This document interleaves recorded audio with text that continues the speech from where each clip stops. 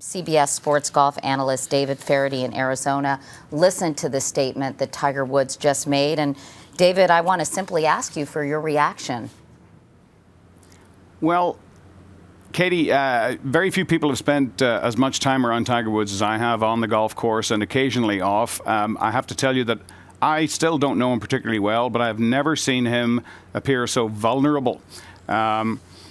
There are a lot of people who wanted to hear a lot more. There are a lot of people who wanted to ask questions. But, this is a private citizen. He's not a John Edwards.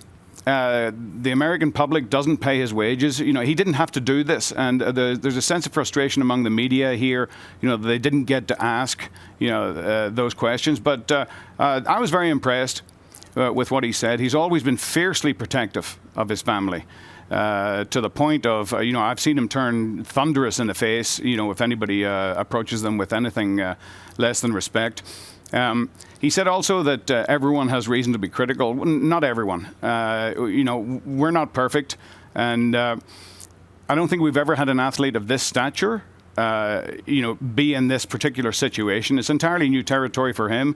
It's new for us. And we were all wondering here in the golf community, when is he going to come back? And it seems fairly clear from this statement that he's made that Aileen Woods, who is an extraordinary woman, anyone who's had the privilege of being around her knew that before any of this happened. I think she'll make that decision. And do you think it might be for the Masters? He might be playing this spring in Augusta? My own personal feeling is no. I think, if I were in his shoes, it's difficult to put yourself where he is. I would look at my wife and say, hey, you tell me, you're the most important thing, you and the kids, in my life. It's not golf, and I'll go back whenever you're comfortable with me going back. And I suspect it'll take a little longer than that. So you're giving me the impression, David, that you think he and his wife, Aileen, will in fact reconcile? I believe so. The only mistake that people have made in judging Tiger Woods, and I've been guilty of this myself, is underestimating him. I don't think I've ever heard or seen anybody overestimate what he can do. He is a truly extraordinary human being. And even though, he's quite clearly severely flawed in at least one area, I've always said that he'll do something a great deal more important with his life than just playing golf. When he comes back, I don't know. He may well take the entire year off. That would not surprise me. It wouldn't surprise me at all.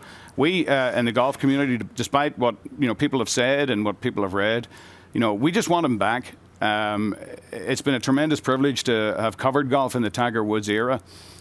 He is a creature unlike any other. Anybody who wins an event that Tiger Woods has been in the field has done something truly special. There's never been a player like him. In terms of, obviously, he's missed severely because of his professionalism and his outstanding talent when it comes to playing golf. But in general, David, what do other professional golfers, how do they feel about this entire ordeal? And I know there were some rumblings that the timing of this was a bit of a distraction. Oh, well, the timing of it, it was interesting that he touched on that subject. His friends at Accenture. Accenture were one of the people, one of the companies that dropped him, and he referred to them as friends. The timing of this, believe me, if Tiger Woods wanted revenge or wanted to interfere with this event, he'd be playing in it, and he'd probably be winning it. That's the way he would do it. This is just, he felt it was the right time. He had a week off from his therapy. He spent some time with his kids. And this is Friday. If he really wanted to interfere with this tournament and the rating number that it does, the all-important number, he would do it on a Sunday afternoon. No, this is, Tiger Woods wrote that himself. Those were his words.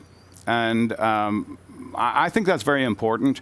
It's the first time that we've seen him make himself vulnerable in that way, and it gives us an indication that maybe he'll come back and we'll get to know Tiger Woods a little better. The force field that's been around him for the last 13 years has been impenetrable. Maybe we'll get a look in. And what about other professional golfers, David? What are they saying about this? Are they mixed about their feelings? I'm just curious what you hear behind the scenes when people let their guard down and really talk about this. Well, it's like when you do a survey for stats, a census, whatever. It depends on how the question is phrased. These golfers have been asked questions by people who are not in the game. The kind of must know everything TMZ culture that it doesn't matter who the person is. We're entitled to know everything about their private life. So you'll hear some answers that seem out of character. I can tell you that the vast majority of players out here just want their Tiger Woods back. They understand what he's done for the game. They understand how much he means, not just to them personally, but to the game of golf, and the increase in purse money, the extraordinary interest in golf that has been, since he's been around. All right. Well, David Feherty, David, thanks so much for sharing your insights with us. We really appreciate it because, as you said, few people have spent more time with Tiger Woods than you, so we appreciate it very much. There will be more about the Tiger Woods story on your local news on this CBS station, on cbsnews.com and cbssports.com, and of course tonight on the CBS Evening News. Until then, I'm Katie Couric, CBS News, New York. For news 24 hours a day, go to cbsnews.com.